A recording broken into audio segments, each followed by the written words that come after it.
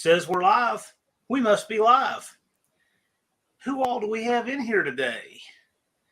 Well, we've got Danny Boyd. He's been camped out here for hours. John House Buff's here. JB. Kim fixes things. Kim, are you fixing things? Colleen is here.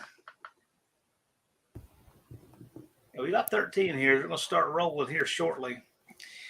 I'm not waiting on my guest. My guest is already here. He's hiding behind his I Cause Safety brief shield there. Actually, just working with my PC. We've got Thumper here. Yeah, because I don't have a camera yet. Yeah. Thumper, the sweaty fat guy, who's a really interesting guy. You guys probably recognize him from the catchy username and the I Cause Safety briefs thumbnail, which cracks me up every time I see it. But he actually knows a lot about running ethanol fuel. And I know nothing about it. But we're going to pop up this on the screen. We'll pop that up there. And this is, I think, it's a good place to start. Welcome, Auto Salvage Outlaws, Sam, White Trash Motorsports, LP94. Thanks for joining us. I think this is going to be interesting. I've been wanting to have Thumper on to talk about some of this stuff for a good while now, and we just worked it out and made it happen. So I think this is really cool. Yeah, I've been looking forward to it. Dan says, I'm from Moonshine Country. Well, yeah, kind of. The place where they filmed the show Moonshiners is about an hour from here. It's 2 counties over. Indeed. But I've never drank any moonshine in my life, but I know that they filmed it there. Daddy's Money's Garage is here. NSB. My Aunt Nancy's in the house. Daddy's Money Garage says, I like ethanol. Yes, you do. Sounds like he likes to drink it more than he likes to drive it. I've never seen him drive it, but I know that he keeps a good stash on hand to consume. All right. So tell us about this really cool little this photo here with the 2 molecules. I think that's just the coolest thing. What's going on with that? Well, that is the difference between methanol and ethanol, because people say, oh, it's the same thing, and just one's made from wood and one's made from whatever. And it's like, no, they are 2 completely different compounds. Although if you look at it, it's like methanol is part of ethanol, but then there's that other little ball with the white things coming off of it that's like makes it look like a goofy dog. Mm-hmm. So you got the little balloon poodle for methanol, and then you got the longer balloon poodle with a goofy nose for ethanol. So both of them obviously can power engines. I know that the monster trucks I've seen have been blown with methanol. And last time we were on a live, you pointed out some key differences between the 2, because a lot of people don't really realize, alcohol fuel is not all the same thing under that umbrella. So you tell us about ethanol, which I just thought was really interesting. If you can get into it at any place you want and however you want, because it's got many facets and they're all interesting. Tell us about ethanol, how you got into it and what's interesting about it. Well, the interesting thing is it's exactly the same stuff you get in any bar, or, there's even trace elements in those White Claws. So traces of ethanol in White Claw. But, I'm saying that it's like low proof. But the way that I got into it is real simple. Back in 2007, after I got out of the military, I didn't have a lot of money. And I had a bunch of muscle cars that I wanted to drive them. So I was like, how am I going to drive all these muscle cars? Why bother building them if I can't afford fuel? Because, gas was $5 a gallon here until from like December of 2007 until it was like 2014. Oh, wow.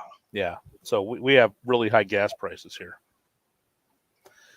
And so I was looking for something else to do. And I looked through hydrogen, and that wasn't going to work because you need a really big tank and high pressure to liquefy it, or else you don't get any range. And it also takes a lot of energy to make it. You got to split the oxygen and the hydrogen molecules apart, or atoms apart. And then that's how you split that with like doing electroplating for the de-rusting thing like Tony did. Mm-hmm. You put 2 anodes in water, and then the charge releases oxygen and hydrogen. And that's just real expensive for not a lot of range. And then I looked into methanol, and that requires a lot more water and it's toxic. Everything about it is toxic. So I didn't want to be messing with that. And that's also very corrosive. You can't get it on you. It takes twice as much, so I'd have to make even more. And it's more of a laborious process. You gotta it uses a lot more heat and acid baths and all kinds of stuff, and just not really worth it. It takes more product to make the same amount of fuel. I think that's Yeah. what I'm reading there. Yeah. And So you say it's ethanol is corrosive. simple. So you say it's corrosive. Is the process to make it corrosive? No, not really. It's a different bacteria. Ethanol is made with yeast, and bacteria can make methanol, but you can also make methanol. They can distill it out of crude oil.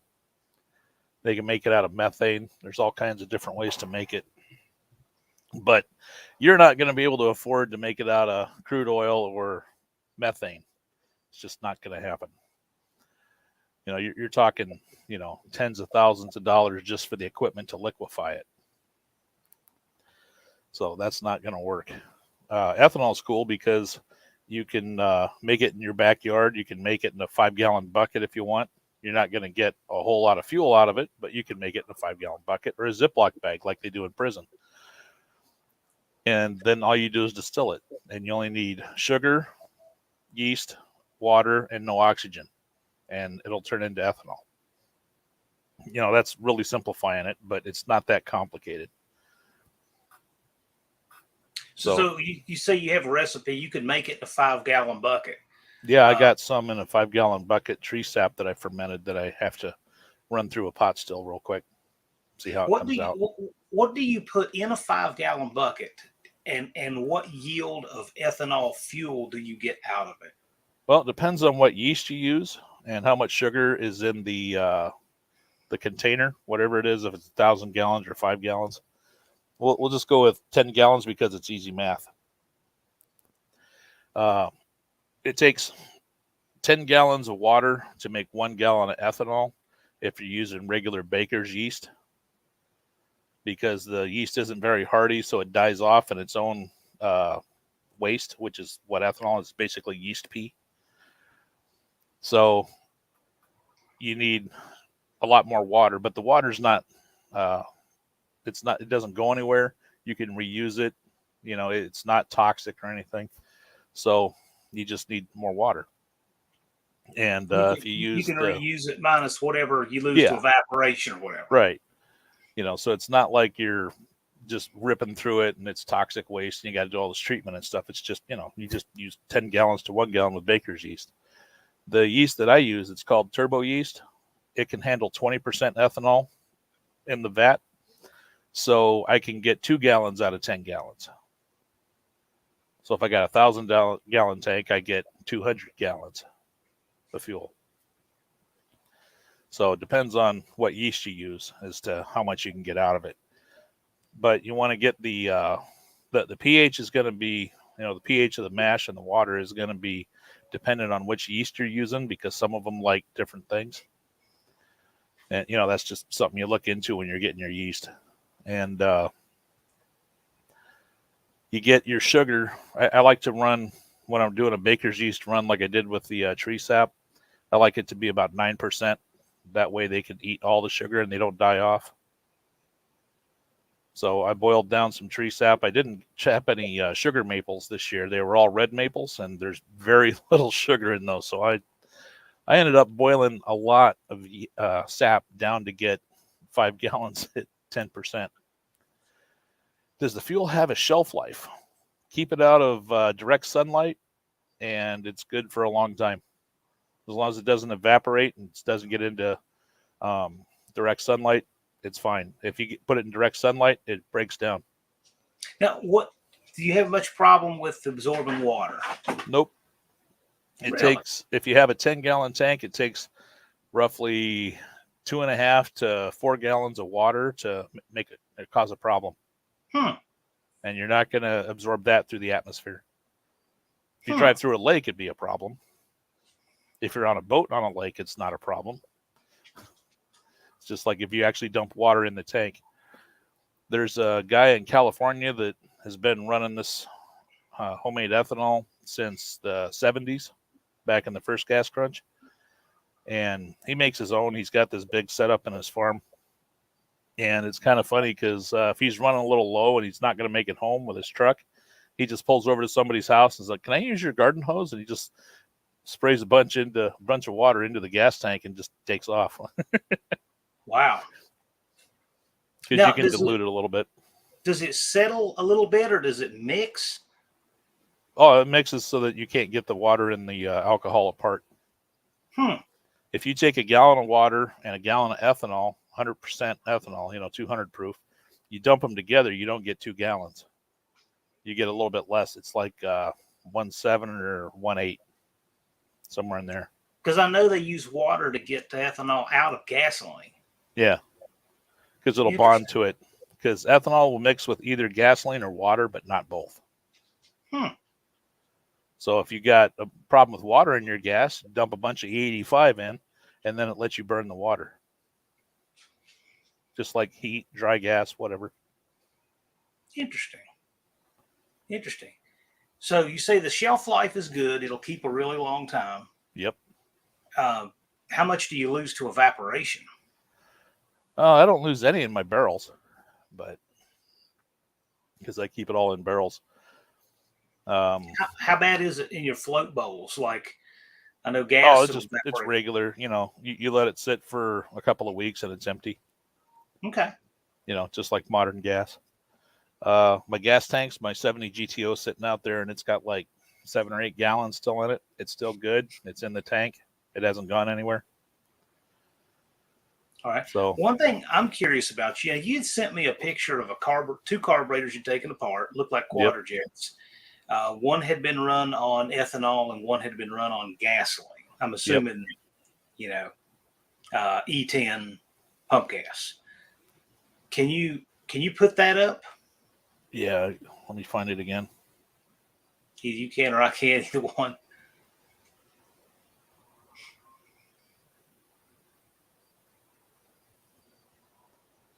Because I have all the pictures.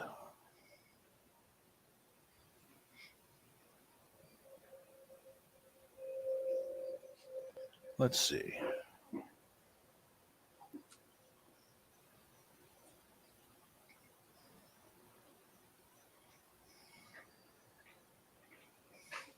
I got to remember which one I put it in. Well, I was going to say, I can also put it up to the screen if you need. Not a problem. Yeah.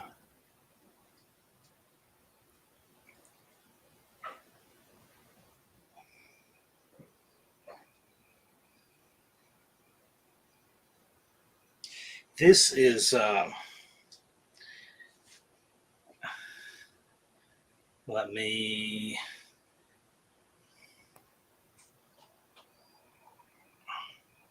I had this all organized, and then my computer died, and now it's not organized anymore. Here we go. Here are the carbs. I'm going to remove that comment real quick so we can see more. Left of the screen is 5 years on gasoline.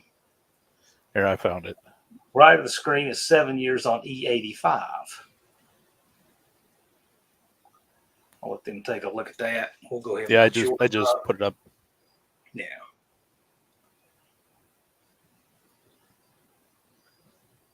There we go. Now, these are carbs that sat for the winter. I'd drive it in the summer and then it'd sit in the winter.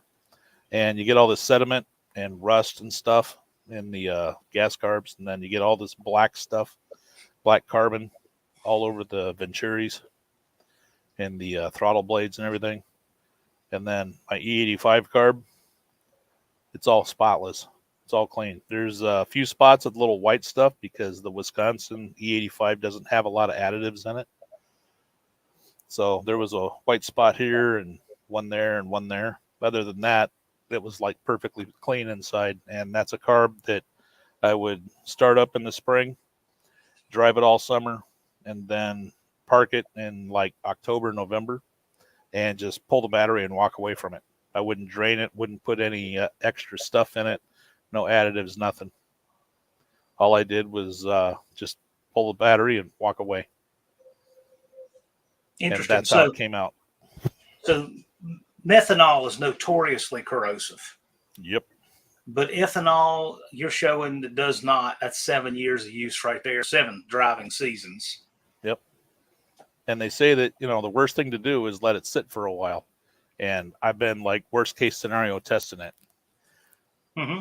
So, that's the second Q-Jet that I converted to E85 back in 2008. And I took that picture the spring of 2016. Let's grab this question, NSBs, and then let's talk about converting the carb. So NSB asks, so you can make it out of anything, meaning the ethanol, so long as it ferments. He's asking that question. Yeah, Are some things better than others? You need sugar or starch. And starch, if you use that, starch is like potatoes, cattails, flour, corn, all those are a starch. And basically, starch is what the plant uses to propel itself, in the spring. It's plant food, but plants use an enzyme to change the sugar that it makes into starch to store it. So it's the storage form of sugar. You get an enzyme that plants also use called alpha amylase or beta amylase, and it converts it back to sugar, and then the yeast can eat it. So what's good depends on what you have around and how much sugar it has in it. Like some tree sap has like 0.001 sugar in the sap. That's not really that good. The sugar maples have between 2 and 4%. So that's a whole lot better. I can actually get that down to fermentable real easy. Cattails have 6 times the starch of potatoes. And if you got an acre of cattails growing, you can make roughly 1,000 gallons of fuel out of them. And didn't you say also if you had the right kind of drainage, the right kind of nitrates in the soil and whatnot, you can really up that? Yeah, if you have a feedlot, chickens, hogs, cattle, whatever, or even like human waste, flowing down through the cattail bed, they'll clean the water. It's called remediation. They pull all the nitrates and stuff out of it, and they use that to build more starch. So you can get cattails the size of small trees. Well, the question is can you grow cattails where you are? Oh yeah, I got basically 2 acres in the ditch out front. Now, so is that what you plant when you want to make ethanol? Is that what you choose to plant? Because obviously you've got wild things growing like trees, different things. Yeah, I tend to use whatever's around me. Depends on where you're at. Cattails grow pretty much anywhere there's water. And Michigan has a little bit of water. Yeah, just a little bit. Arizona's a little bit short on water. Cattails do not do well with Roundup. So if you got farms and Roundup, you're not going to have cattails and they're not going to want to grow. I got to mute for a second. By the way, I've actually eaten cattails before. I took an edible plants class. We had to go out in the woods and forage and learn all these things, and they actually are pretty good. Yep, you use the roots and the lower 1/3 of the stalk. Yeah, the lower part, right. It's like grass. Grass doesn't even taste bad if you eat the white part. It's the green stuff that makes it bitter. Yep. So yeah, you just got to have sugar and water. Aaron's like, what's a cattail? The land where spiders are the size of dinner plates.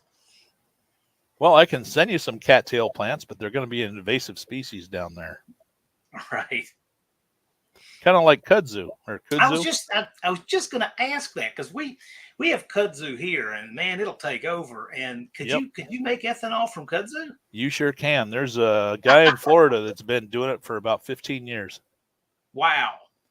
And it grows a foot per day with only sunlight. Yeah. And it's hard to eradicate, just like cattails. And it's just smothering forests down there. in the South. So if we could get out and cut all that stuff up and use it, you're not going to be able to kill it. It'll come back every year. So you just go out and you just keep harvesting it and making fuel. See, there you go, JB.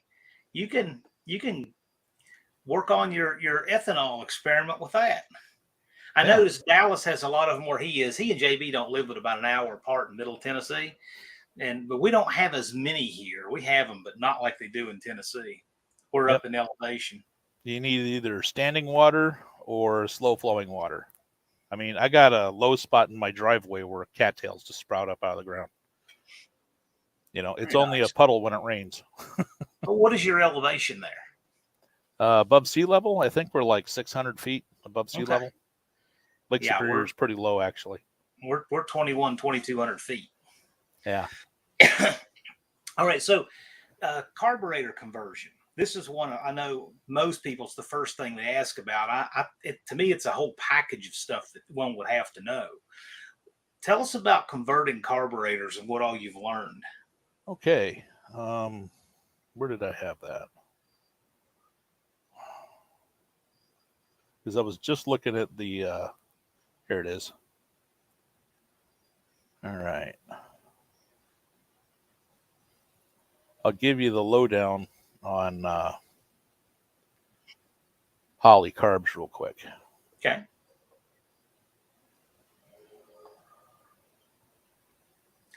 I appreciate you guys that are in the chat. This is definitely a different pace live. We're getting to learn on in here tonight. Yeah, and I'm having a hard time formulating words.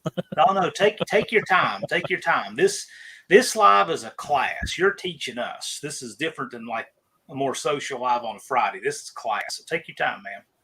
All right. Well, you can find all kinds of carburetor information about Hollies. I mean, Tony's done them. They're all over the place online. And, Andy's pretty amazing with them. So you can find all the stuff. Now, what you need to do is the primary circuits, the accelerator circuits, the power valve restrictions right here. They need to be opened up. You don't want to open up the air bleeds because that leans it. You get it nice and rich, and then you lean it back down a little bit with the air bleeds. So if you got replaceable air bleed jets, then you're set with that. It's more than just the jets. It's every circuit has to be opened up, and that's basically just on a Holly. Q jets are a little bit more involved. Now, roughly how much does it need to be opened up? Just say a percentage of whatever it is to start with. Anywhere from 25 to 30% more. Okay. So you take a drill bit, you get a numbered drill bit set, and you find out what size the hole is, and then you do a little math, take it times 0.03 or 0.3, and then you subtract that much from it or add that much to it, and then you go up that many drill bits. Okay. That's cool. And I like to sneak up on them rather than just like hogging everything out to 30, because some carburetors are good with less. They're running rich already. Now, so, with jets, you just change your jet sizes. I would assume you can go up on the jet size. Everything else you probably need to tailor a little bit with the drill bit. But, you don't really have any money in this so far from what I'm hearing. No, you can do carburetors with nothing more than a numbered drill bit set, which costs about $80 to $140. And it's not going to bother the plastic floats or anything, I'd imagine, if it's not corrosive like the methanol. No. I haven't found any problems with Wisconsin fuel. My blue Firebird that's been showing up in my shorts this week, I ran into some issues with that one. I got fuel in Nebraska, and I got it from a particular gas station instead of the ones I usually go to because they were open when I was heading back. So I just filled up my barrels, and I got a bunch of the yellow gel, the white stuff, and some rust inside my accelerator pump on my 1050 Dominator. So it kind of messed it up. So it's not the ethanol that does it, it's the additives. What are the additives? Do you know offhand? I just know that one's that yellow gel gunk that clogs up small engine carburetors, And I found like a big wad of it just like laying in the let's see, they're odd. Okay, so number 5 cylinder on my 467 I just took apart, had a big old lump of it just like laying in there, just that gunky yellow stuff. So I'm glad I didn't try to start it up with that in it, because it probably would have hydraulic locked it or something. So I'm not a fan of that particular gas station. The way to find out if you have the detrimental additives in it is just put it in a tin can a little bit and let it evaporate. Like a float bowls amount. Just let it evaporate and see what shows up in there.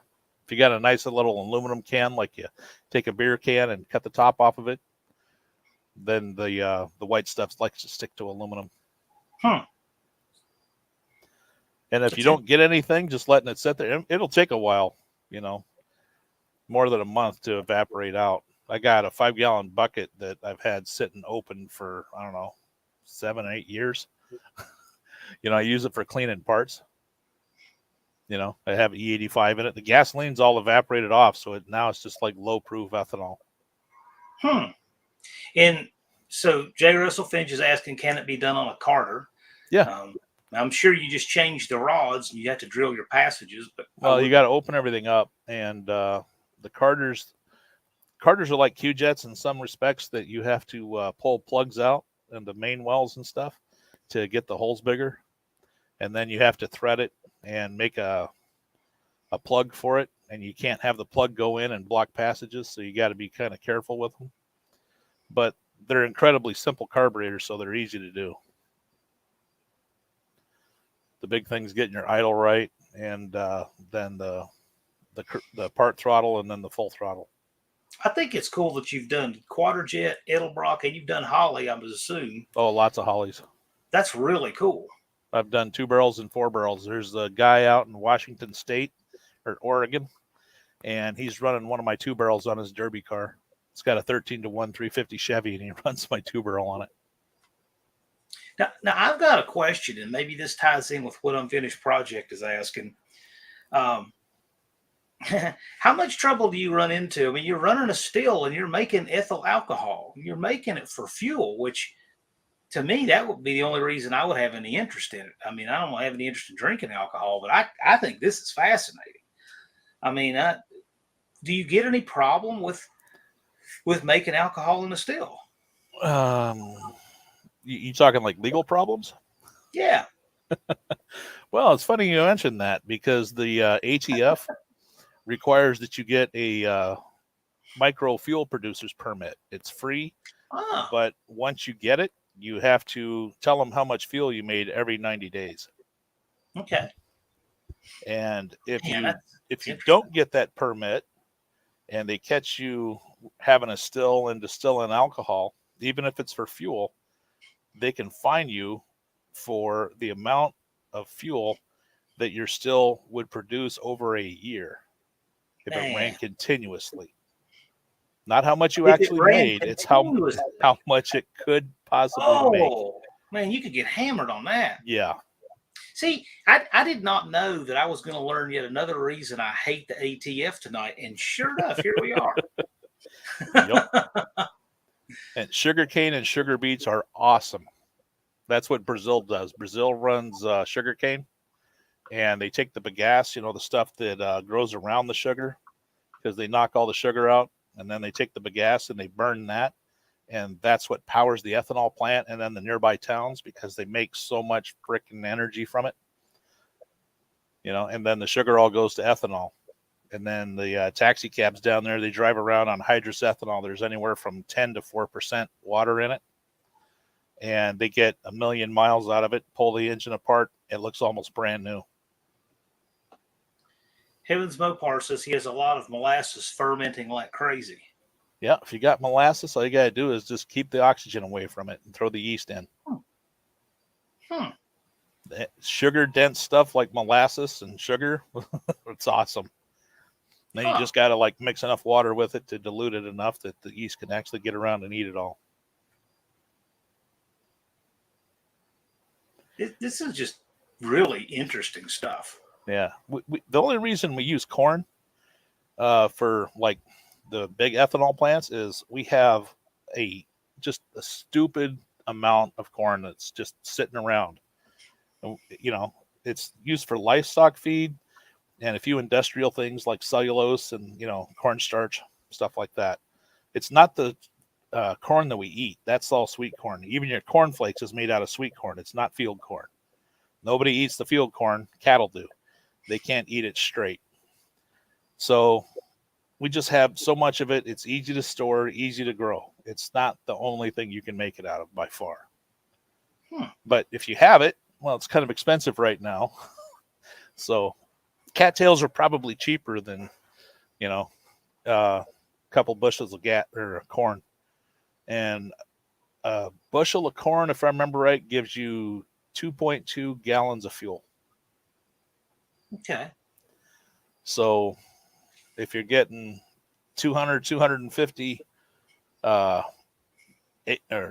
bushels off an acre, you're getting, you know, 400 or 500 gallons of fuel off that acre. Yeah, I'm not a fan of the ATF at all. No, I think that's a group that needs to go. Different topic for a different time, but I'm not afraid to tell people what I think of them. I don't even know why that exists. I don't know what any of that has to do with each other, actually. But I never even thought about it, how they come into play with ethanol fuel. But yeah, I guess they do. Well, they started taxing ethanol way back in the 1700s because back then, you know, farmers had stills because they couldn't dry their grain like we can now. So they would turn it into ethanol. That way they could take it to town and sell it, you know, without it rotting. So, the government wanted their piece, so they put a tax on ethanol. The octane level of E85, it doesn't react to octane like gasoline does. So the test isn't really accurate. So they say it's 105, but it's a lot more than that. It acts like more because it cools the intake charge and it really doesn't want to ignite until it gets a spark. Ethanol, gasoline's the drawback in E85. Yeah, you couldn't run 13.5 to 1 on 105. Yeah, and it'd be dicey. It'd be dicey, even with a lot of overlap on the cam, I would think. Yeah, and my 65 goat, well, my 70 GTO had a 455, and I had flat top pistons, zero deck, with 64 cc chambers. You know, the heads were milled down, and that's right at 13 to 1 with iron heads, and I ran at like 210, 220 degrees. And it ran no problem on just pump E85. It didn't care. That's another thing too. There's so many, like I said right at the beginning, there's so many facets, so many avenues that you can go down with this topic. So we can come back to compression and how to actually build an engine for ethanol. But I thought it was interesting. You had mentioned in a short that to increase economy, to increase economy, you would run your engine hotter. Yep. It's almost exactly opposite of gasoline. Like gasoline, to get more power out of it, you lean it out and run the engine cold because gasoline wastes so much of its energy as heat. It's like 80%, at least 80%. And ethanol only wastes about 60%. So it's twice as efficient. So it makes a lot less heat. Plus, it also has a vastly better latent heat of vaporization, which means... What do you need in a fuel system to supply it? Because obviously it takes a bigger volume of fuel. Bigger carburetor. Well, if you're going to design a fuel system, I mean, do you need bigger lines? What do you need in the way of a pump? I mean, it depends on how much power you're using or making and how much fuel you're using. You know, I haven't found a big difference as long as it feeds it enough fuel on gasoline. it'll feed it enough on ethanol. So you don't need to go like with the pump-driven Waterman pumps if you got like a Q-Jet. You know, I just run electric pumps, the 7-pound pumps like the Carters and whatnot, the Holly Blue. You just throw those under it and it runs fine. And I run 3/8 lines. Got 1/2 inch in the race car. Do you have good longevity on pumps and things? I mean, I had the pump that I was using to pull the ethanol out of the barrels and put it into my goat. I had under the 70 GTO, and I bought it, what was it, like 96 or 97? And I drove it around on the 10% stuff before, you know, ethanol was everywhere, or E85. So it always drove on the 89 octane because that was cheap in Nebraska because we have an ethanol plant about every 7 miles. Huh. And it drove around for, let's see, from 95, 96, something like that, until I put it on E85 in 2007. And then I drove it until 2014 and parked it because the electrical system is so far gone and I got to go through the suspension and I'm just going to do a full frame off on it. I got spoiled with the 65, crawling around under it. And it's all painted up nice and stuff isn't falling in my eyes. So now I'm just like, I just want to do that to everything. And that pump worked great. And it finally died on me back in 2019. So almost 30 years. Wow. I can't beat that. You know, and using it in the summer, I would like fill my tank, you know, put 10, 15 gallons in, turn it off and just let it set, just unhook the battery and walk away from it. And it, you know, it went 2007 to 2019. So 12 years after being run around on pump gas for 10. I want to say hi to Wendy and JB and Old Man in the shop and Street Fox and Big Mike's Hoopty Barnes. Some of our guys have just come in here lately. We should get into how you actually build your engine with the intent of running ethanol. And we can just start with, let's say you're going to repurpose one. You're going to repurpose a gasoline engine. What would be the most economical way to start? And then we can maybe talk about how you would build one from scratch. Well, the more compression you have, the less fuel you're going to use because it works the fuel harder. You know, so you increase compression, you get more torque. More torque, it moves the vehicle easier, less throttle angle, you use less fuel. Pretty simple. So if you were going to use an engine that's already built, for example, the older engines that say run 10.5 to 1 will be a better candidate than anything that's running 8 or 9 to 1. Yeah. If you're running 7, 8 to 1, you're going to lose the 2 to 4 miles per gallon. You know, if it's a lot cheaper, then sure, go for it. You know, you'll make a lot more power, but you know, you'll feel the power, but the power isn't like at 7,000 RPM. You get a little bit up top.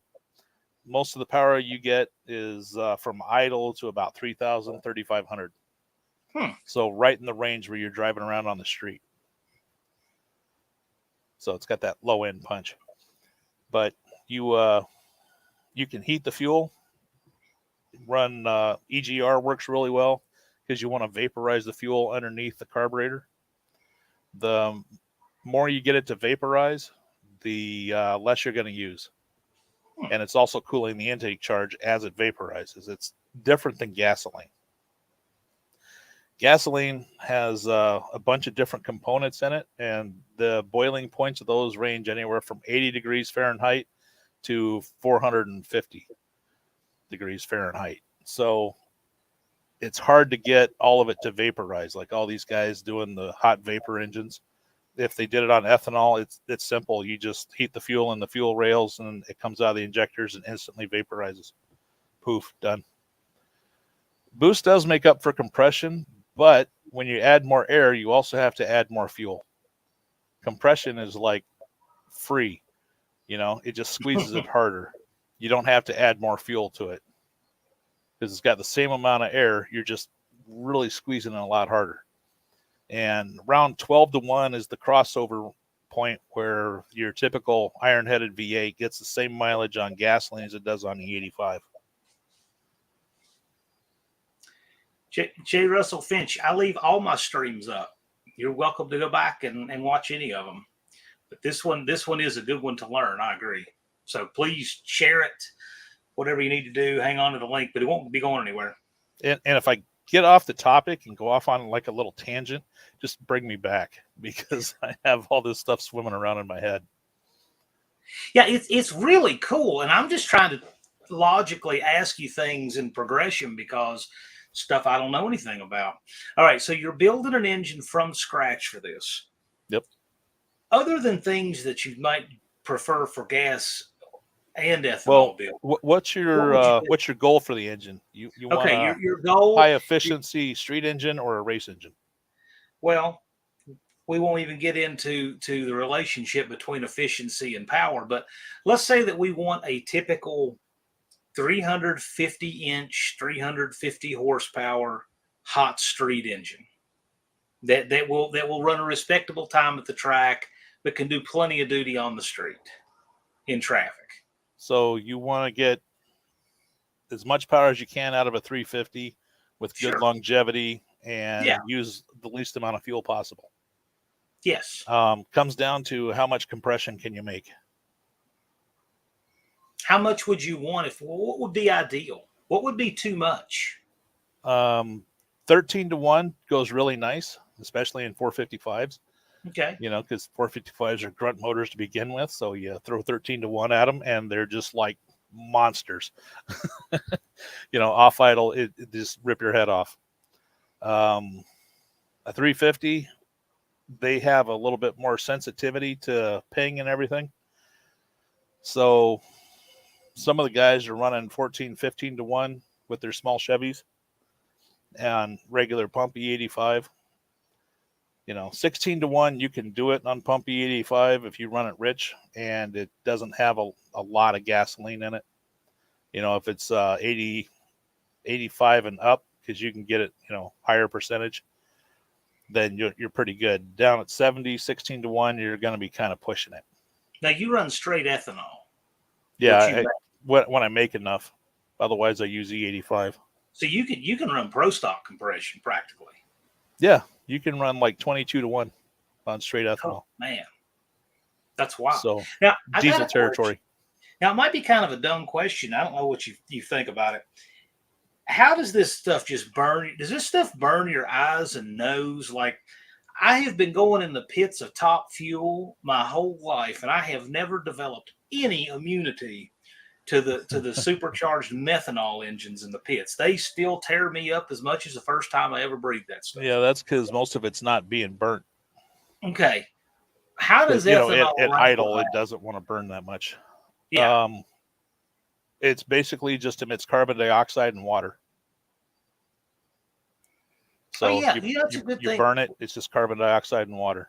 Yeah, talk about the emissions from that, because you were talking about how the virtue signaling person that wants to tell you that your hot rod is a polluter.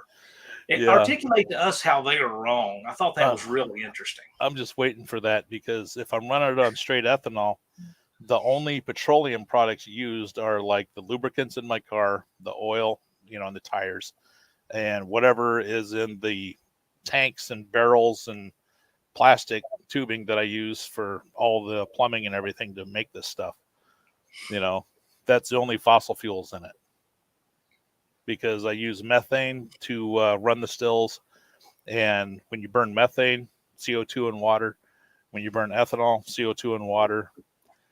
What a plant's like, CO2 and water. Are you seeing a pattern?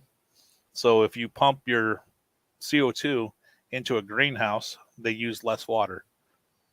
So if you got a generator and you're running lights for your greenhouse and it's running on ethanol, you can just have the air feed coming into it, and then the exhaust just blowing into the greenhouse. And the plants will be like, hell yeah. Wow. I never even thought about that. That's cool. Yeah. So it's really green no matter what they say. The people that say that it's not green are trying to sell you either gasoline or electric, based on coal and the other lithium and cobalt and all that stuff. Well, the argument for not being green could be in what they do to automate the process using fossil fuels on that side of it, Yeah. not the actual combustion of the ethanol. Yep. Which is kind of like the dirty secret to electric cars. I'm like, yeah, using the electricity in the cars is not the problem. It's what you use to make that electricity. Yeah. No, if it was all geothermal or solar or wind or, wave action, hydroelectric, sure, great, no problem. But then you still run into the problem of corrosion, range, weight, heat, because batteries don't do well in the cold. You lose range when it gets cold. All these people that I'm seeing driving these new Teslas, they're going to find out in a couple of months. You know what? There's something to what Mopar Man. It's a range thing too. Yeah, but to what Mopar Man said, there is something about that, and it's also something that you have to worry about with gasoline. Doesn't matter what your engine is running on, you need to get it hot enough to evaporate or boil out the water out of the oil and get it to evaporate and come out of the exhaust system. Otherwise, you're going to rust everything out. If you just drive it out to the mailbox and coming back every day, you're going to waste your, the oil is going to be all full of that sludge and might milk it, and the exhaust system is not going to last. But you get out and you go drive down the highway and you get the thing up to operating temp and you get everything good and hot. When you shut it off, it just evaporates out. Nice. So you have to do that. And yes, the oil changes don't have to be as often, Russell. I change my oil in my cars that I'm running on straight ethanol about every 6,000 to 7,000 miles, as long as I run them hot enough to get the water out. What kind of mileage do you get versus gasoline? Let's say that you have a gasoline that's 10.5 to 1 compression, same engine with a gasoline carburetor, and now you have a 13.5 to 1, same engine otherwise, maybe an optimized cam, but you have a carburetor compression cam optimized for ethanol. What would the mileage difference be in the same car driven the same way? Well, it's funny you ask that, because I had my 70 GTO set up with an 8.8 to 1 455, and I drove that around from 95, I think, when I built that engine, until 2010 when I built the 13 to 1 engine. It had a set of 293 gears behind it and a 200 R4 trans. The 200 has the 62 overdrive or 67, something like that. And then I went to the 13 to 1 455 and I put 342 gears in it and a 700 R4. And the 700 R4 has a 70 overdrive. So it's got less gear ratio. So I'm turning more RPM going down the road. And the best I ever got with the 8 to 1 engine was following a truck across Tennessee back in 2000, going to my base again, and following the truck. What is it, I-40 down there, right? Mm-hmm. And I got 20 miles of the gallon out of one tank following a truck. Otherwise, I got 18, 19, highway. And then on the 13 to 1 455, driving around up here, doing like 65, 70 mile an hour, and driving around in town and everything, beating out a little bit, it got 20. So is it a lot more power. So do you think that perhaps it's because you're not using as much throttle, you're not putting as much load on it? And you're getting more torque out of the fuel. Yeah. So you don't need to really reef on it, because you're getting more power out of every little bit that you're putting in the engine. Blake is busy being a machinist with a grinder. He's but I'm glad you could join us. Now, this is an interesting question. How did you find out you needed a micro fuel processing permit? I guess he's trying to ask if they told you retroactively or if you found out you needed one ahead of time. Well, when I got into this back in 2007, I was on a couple of Yahoo chats, Yahoo communities, which aren't around anymore. And there was like the Mother Earth News site had a whole bunch of people talking and everything, and we all got together and, we're working on stuff. And I gave them a whole bunch of the information on converting cars, because I'm a gearhead. And that's how I got the whole cattail thing, because there's people in Mhm. Texas that are doing the cattail thing. And one of the things that they tell you is that you need to have the permit before you start making any, because otherwise the ATF can be like, oh, hey, what's he doing here? And then they come out and, arrest you and take your stuff and give you a huge fine. Damn. Let's see, Mopar Den. I usually read these just because some people listen to this, like when they commute. Many people swear by running Startron's enzyme treatment to get the moisture out of ethanol fuel and all the fuel lines where the gasoline runs through. I notice easier startups using it. What would be your opinion on that? I don't know what's in that stuff. I'd have to pull up the MSDS on it to see what's actually in Startrons. Do you have to run a treatment if you put heat or dry gas in to get water out? No, because it's absorbing whatever water's condensing in the tank and then allowing you to burn it. Ethanol does the same thing. You don't have to worry about it. It's not like you're not gonna get a slug of water, in the fuel line that's gonna make your car stop running like you do on gas, because it mixes with it and lets you burn it. So you can burn the water with the ethanol. So all the additives and stuff that you put in, they're not doing anything to help the ethanol, but I don't know, you might be able to find one that does something to get rid of the yellow gunk and the white chalky powder. That would be handy. What I'm going to do is I'm just going to start distilling all my E85. And for those who don't know what MSDS is, Manufacturer Safety Data Sheet. If you've been in a shop and have seen one taped up on the wall, that's what it is. Interesting stuff. So performance-wise, I know you sent me that graph, looked like from Engine Masters. Have you done any dyno work with these to see what you get? I haven't yet. I don't have a dyno in the area. So I do the seat of the pants and the draggy dyno. Now, by the way, James and James have a dyno, and they're about an hour away from the track in Sykeston. There's a possibility for some dyno stuff there. We haven't got anything organized, but Big James had mentioned that. So might be a possibility to do something there. They actually got wheel horsepower dyno on a monkey bike. And I won't spoil it giving you any numbers, but if you haven't seen that, they did a forever and a day pull on a monkey bike to see what kind of wheel horsepower they could get. Good stuff. Okay, this is from the Engine Masters episode where they put the blower on the tunnel ram on a big block Chevy. And check out the torque. Gasoline with no intercooler with the blower, 844 at 5,200. Tunnel ram, 14% overdriven on E85, 1,014. That's a huge torque jump. The really telling part is 170 degree temp over here. And then on E85 at 73 or 79. So anytime you run E85, you are dropping a lot. That's 100 degrees cooler. Look at the difference.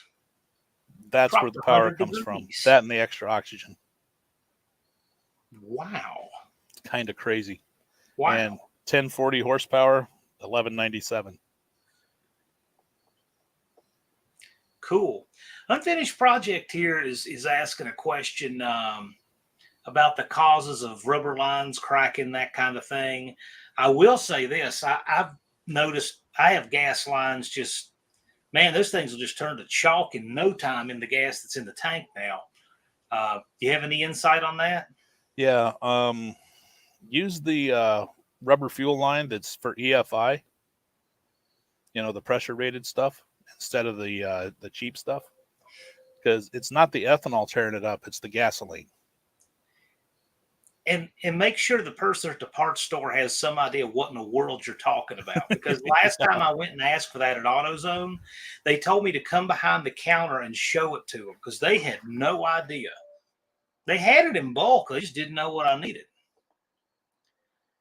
No, Lang Martin Outdoors, we cannot shout you out. Lang Martin Outdoors cannot be shouted out.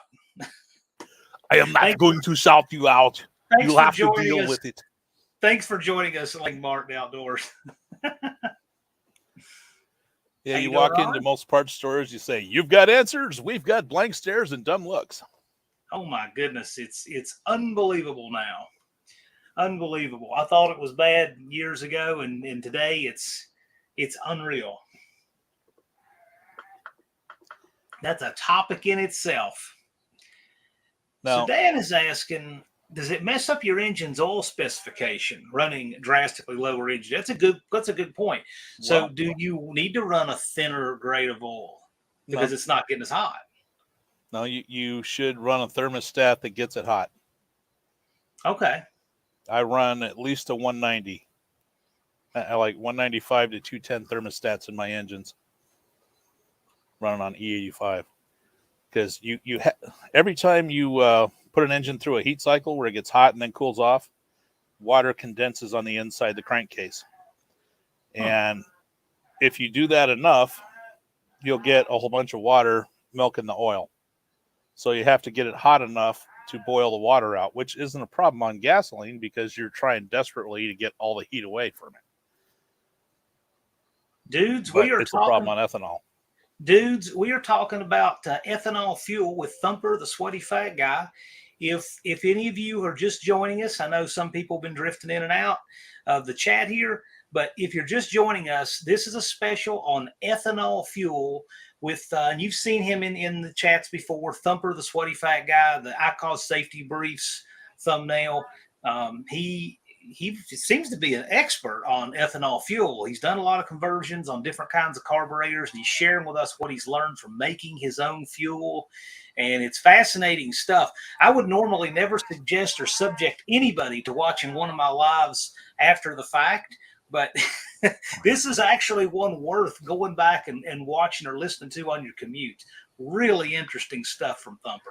And it's a lot more enjoyable when you're talking with gearheads, because I've had this with other guys that aren't really that gearheadish, and they ask questions that are so ambiguous and,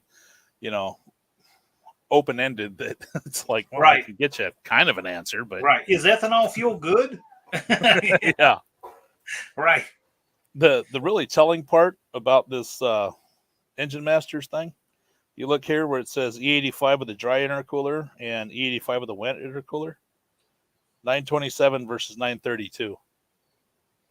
You don't pick up much with an intercooler. It's not even worth having it, because what is that? 5 horsepower?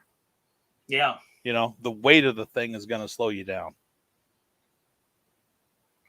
So and the torque is exactly the same. So why bother running? Go ahead. Runs in both my opinion and all such.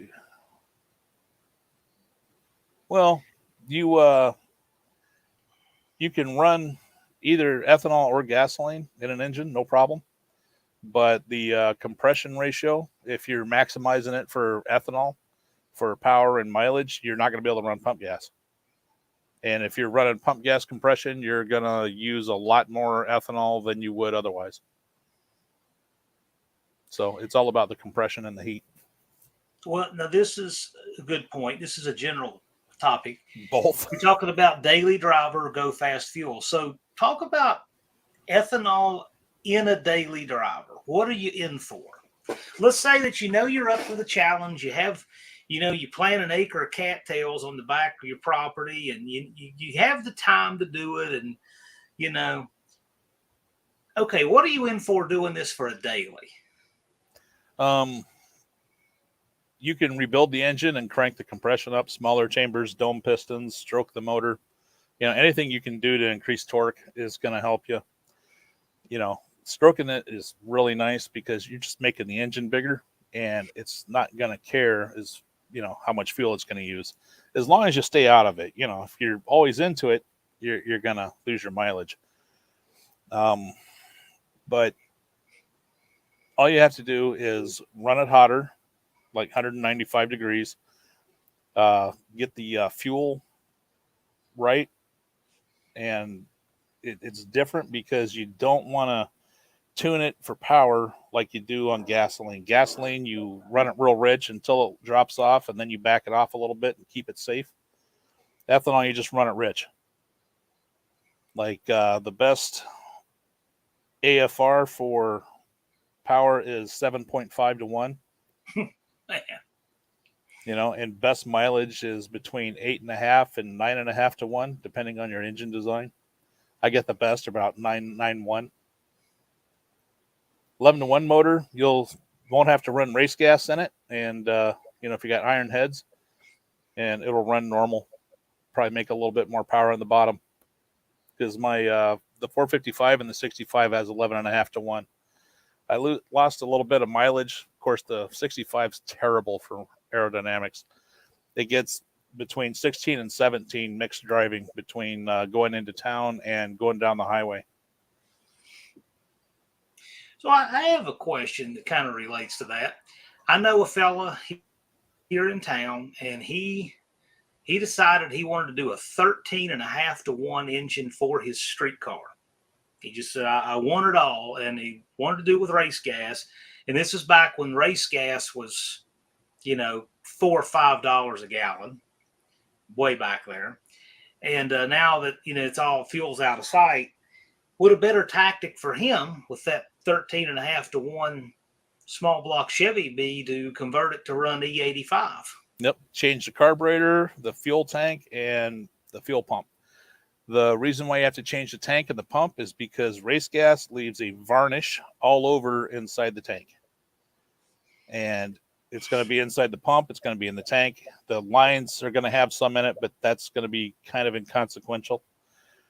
And you just have, it's almost impossible to get the varnish out. I've tried, because my Blue Firebird ran on race gas all through the 90s. And up until I put it on E85, what was it, 17 or 18?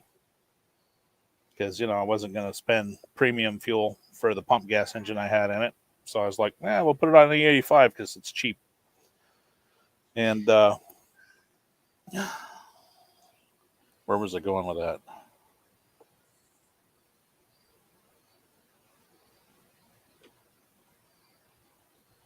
What was the question again? It was kind of about 2 rabbit holes away. Yeah. But ask again in the chat if you have any follow-ups with that. And Street Fox is asking, anywhere around here in our local area, Southwest Virginia, get E85. Not that I know of, but I'll tell you what. Well, there's a website you can go to that tells you that. I'm not sure if they've updated it recently, but it's called E85prices.com. Great. And they can hook you up with, you know, the closest station to you. Sometimes the station's there, sometimes it's not. The ones up here in northern Michigan, they say they're still here, but they're not. They've been gone since 15. And that's E85prices.com. Yep. That would be excellent. They also have a forum there, but it's not real active. It's probably picking up now. So were we talking about varnish? Yeah, varnish. There we go.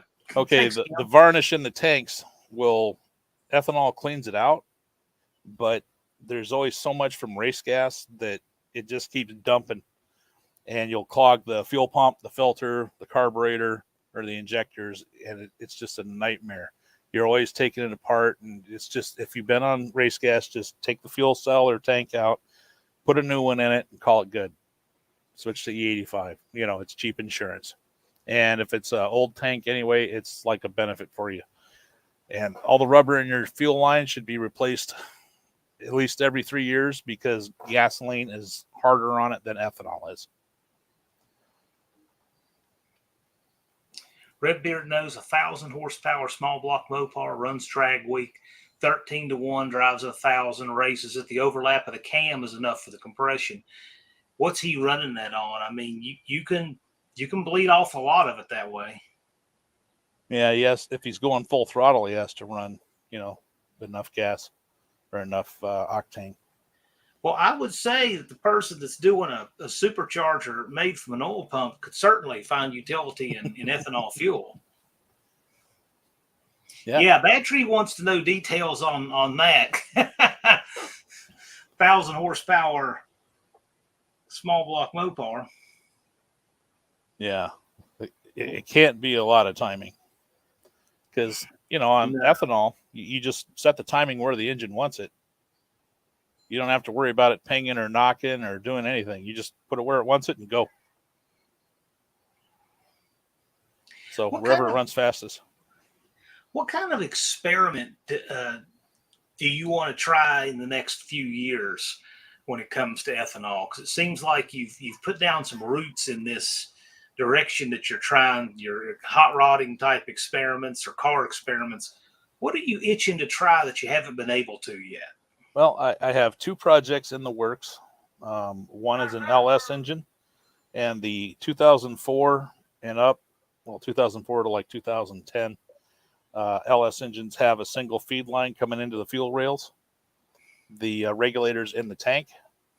So I can come off of that, go around the front of the plenum over to the heater hoses, put a heater element inside a piece of pipe, and then tie that into the heater hose.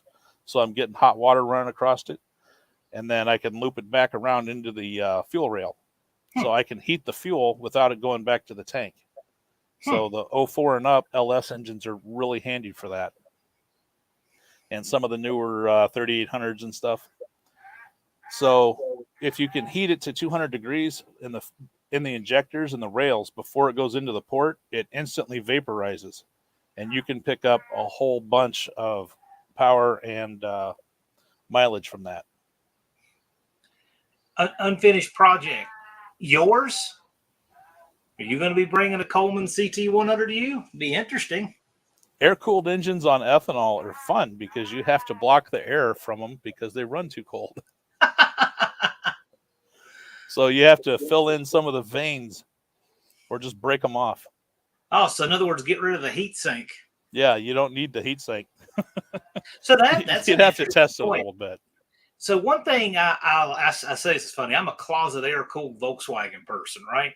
Yep. I laugh about that because I like the air-cooled VWs, and I'm actually fluent in them, the old ones. I just think it's the coolest design ever. And, they have the case, when your cylinder sleeves go on and they have all that heat sink on them and so forth. Have you seen Volkswagen Beetles run on it, and how do they do? I'm not into the bugs, but I'm sure somebody's done it. Airplanes can run on it no problem, and a VW engine's basically a small airplane engine. Yeah. So you just get it hot enough to keep the oil from going bad and to actually get up to operating temperature, so you're not always in the choke, and it should run no problem. Now, see, what I'm kind of thinking it will be a neat part of this is there's not much complexity in an air-cooled Volkswagen engine anyway. But one of the things that I've always kind of found annoying is that you have to have, so if you're familiar with those engines, your cylinders are opposed. And then you've got the generator or alternator that sits on top of a stand. And on the back of that, you have a fan. And you have to tension the belt to run the fan at the back of that. And then it has a big shroud around it, and it has tin that goes over the cylinders. To me, that's the most aggravating part of working on those engines is all of that fan shrouding. If you were running ethanol, I wonder if you might just be able to ditch all of that. I mean, that little engine would only be half the size without all that junk. Yeah, if you can put a temperature sender in the head, a couple of the heads, you could probably just put a fan back there with some ducting, like brake ducting. Because it'll still get hot, but it just won't get as hot. Huh. And it's interesting. I mean, and there's a lot of things you could do with that. I don't know. My wheels are kind of turning. Yeah, it's something to play with. I'm not going to play with it because, that'd be another project. But sure. Well, everybody's got the stuff they're interested in, but this is a really interesting. Yeah. So if I take that LS and I heat the fuel, and I also stroke it to like a 408 and put some 4.8 or 5.3 heads on it with small chambers and mill them to get the compression up like 12, 13 to 1. And so I'm heating the fuel and I have a lot of compression. I have this giant friggin' LS engine in there. And then I put it in this nice little swoopy car that's light. And I can probably get like really, really, really good mileage and a lot of power out of it. Mm-hmm. I'm also kind of thinking about doing that with a 3800 V6. Take the whole transaxle and the front cradle out of a Grand Prix because I have a bunch of them sitting around. They're nice winter beaters. Put that in the back of a ladder car like an Ariel Atom. You know, just build you a tube frame car and then put a body fairing over it because all the tubes creates a lot of drag. Ask Cletus McFarlane about drag on Leroy. So you put fairing around it, and then you have like your little mileage commuter that's a little hot rod that would go screaming around. Stroke it, put a blower on it, run it like 12-1, 11-1 compression, straight ethanol, heat the fuel and everything. It'd just be like ludicrous. 300-400 horsepower in the back of something weighs like 1,500, 1,800 pounds. Talking about the hit and miss compression. Man, I know nothing about those things. They No, that's sound just 3,800. Oh, you're talking about tractors? yeah, like a hit and miss Yeah. engine. Yeah, they got really low compression. Yeah, 5-1. I've actually read, and I don't know if this is true, that the Model Ts were even lower than that. They were ridiculously low compression. Yeah, but interesting thing about the Model T was it was dual fuel until Prohibition. Because Henry Ford was on this big kick to make alcohol-fueled vehicles, tractors, trucks, cars, because farmers, everybody was a farmer back then. You know, most people lived in the rural areas. So the farmers all had their own little still, right? So they'd make ethanol to provide light in the house, cooking, you know, degreasing, cleaning, antiseptic, all that kind of stuff. You mix it with turpentine, it's good for light. And you could run your vehicles on it. So if you look at an old Model T, there's a lever where the turn signal is on a modern car. Mm-hmm. And that advances and retards the timing. Right. Then there's a knob on the dash that adjusts the air-fuel mixture. So to run gasoline, you lean out the air fuel and you retard the timing, right? And then that'll make it run on gasoline, except it likes to overheat because it's just making a stupid amount of heat. They're not very efficient at all, you know, and the gasoline just makes it worse. To run ethanol, you richen the fuel mix and you crank up the advance. You give it all the advance, and it would run better and cooler and more power. So most people like to drive around on ethanol instead of gasoline. So if you own Standard Oil and your name's John D. Rockefeller and you have people making their own fuel and you want to sell them this toxic waste that's left over from refining diesel and kerosene, which is the actual valuable thing out of crude, and you just want to sell off all these other components that you've been dumping in the river, but then they got a little irritable when the river caught fire, so they said you can't do that anymore. What are you going to do?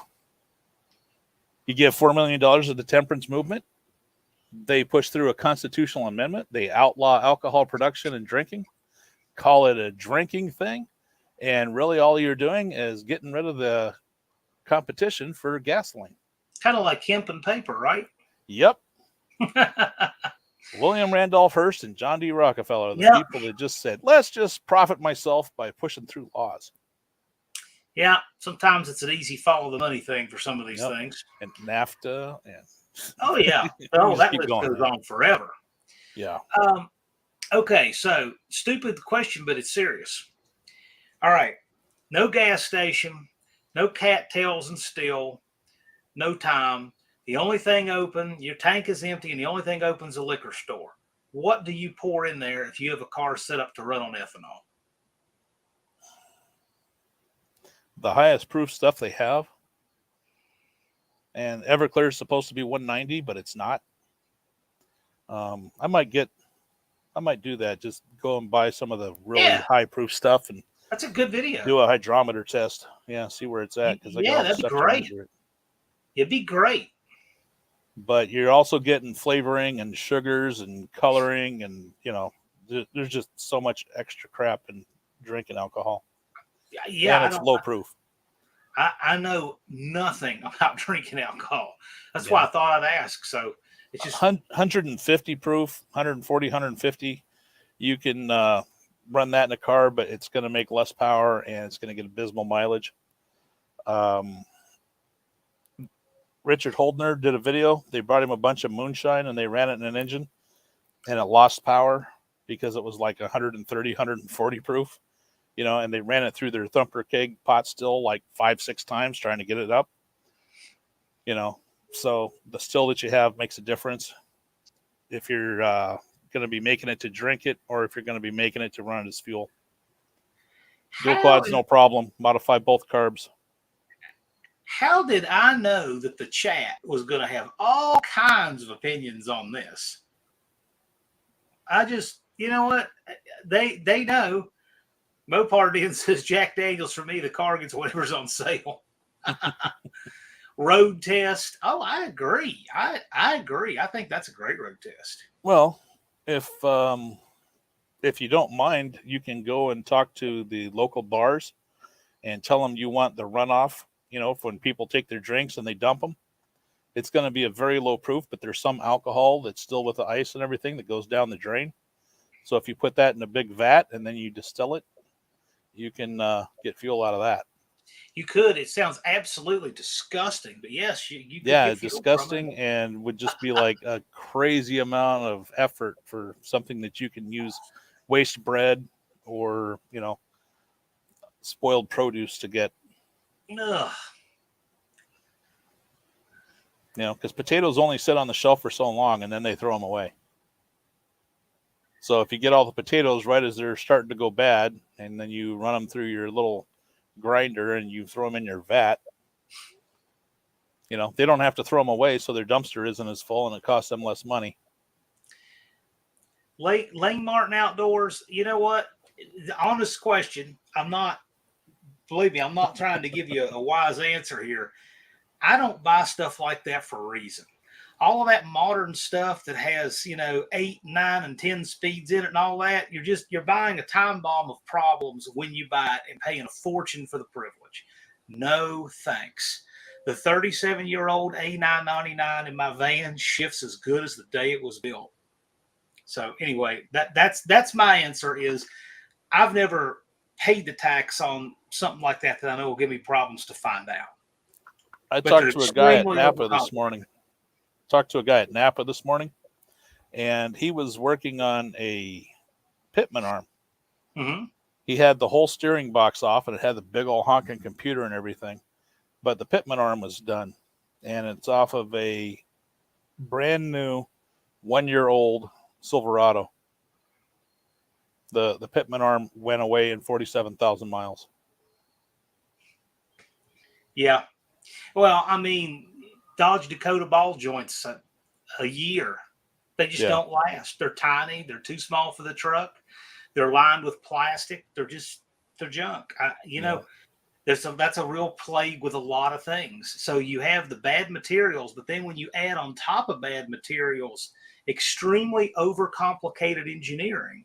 When a transmission has 3 times more parts than it needs. Yeah, when you have 4 more planetary sets in it. Yeah, you don't just have 3 times the opportunity for trouble. Oh, no, because this compounds upon itself. You have 10 times the opportunity for trouble. And then it just starts compounding. That's why I like simple. Yes, simplicity is good. For me to add parts to any machine of any description, I have to get a return. I have to get some kind of increase in functionality to add parts. It can be to reduce wear. It could be to get efficiency. It could be to give me a creature comfort. It could be for mileage. It could be for power. There's all kinds of reasons I could do it. But for me to add any part to a machine, it has to make it better in some way for my intended use, or it doesn't go on there. And that was the thing with all my testing when I first started all this. I wanted to make sure that I wasn't going to have to be replacing carburetors and fuel pumps and fuel tanks and fuel lines and yada, yada, yada. So I tested it for a year and a half. I put a Q-Jet in a bucket of E85 and just left it there. Mm-hmm. Just sitting there, buckets open, just left it in it, 5-gallon bucket. And then that's the carburetor that you saw in the picture that we put up. That was the second one that I did. I took it out, I cleaned it up, ran it through my bead blaster a little bit because, it had some crust left on it from when it was a gas carb. And I started drilling on it, and then I drove it around for 7 years. It's still out in my shop. I can throw it on and run it tomorrow if I want. Yeah, Mopar Al keeps extra. Exactly. I actually looked at adapting some Chevrolet 1500 ball joints onto a Dakota because it looks like it wouldn't be too hard to do. The uppers, it just eats them alive. And yes, that's an MP435 in that? Of course, those will last forever if you take care of them. Anybody have any more ethanol questions? This is a really interesting topic.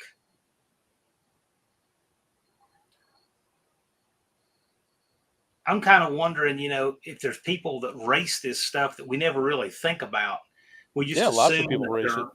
Yeah, I can see that, but I just wonder, we don't really think much about what they're pouring in there. We know it's race gas, or people could pour in methanol, but I wonder how many guys race straight ethanol, especially homebrewed stuff. A lot of the boost guys do. What can you do to your homebrew ethanol to make it better fuel? What are the things you do for the best success when you homebrew it? Get it 190 to 195 proof. Okay. That's it. And obviously clean and all that good stuff. Oh, yeah. If I don't run any E85 through one of my engines, it's absolutely spotless no matter how long you run it.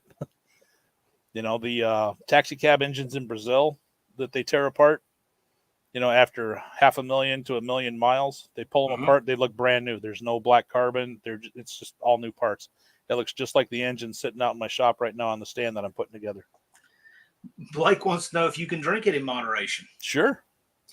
This brings another interesting Illegal, question. but sure. So the bathtub moonshine, right? That was always a thing. And made incorrectly, people go blind. Well, the whole blind thing was when during Prohibition, they would take ethanol and mix methanol with it because the boiling points are similar enough that you can't distill out the methanol. And the methanol is what caused people to go blind. You can't make ethanol and harm people other than if you obviously drink too much. Right. Alcohol poisoning is still a thing. Right. Okay. Craig wasn't here in the beginning. He asks what the optimal compression ratio is. E85 or straight ethanol? We'll go with straight ethanol. I'll tell you what the max is.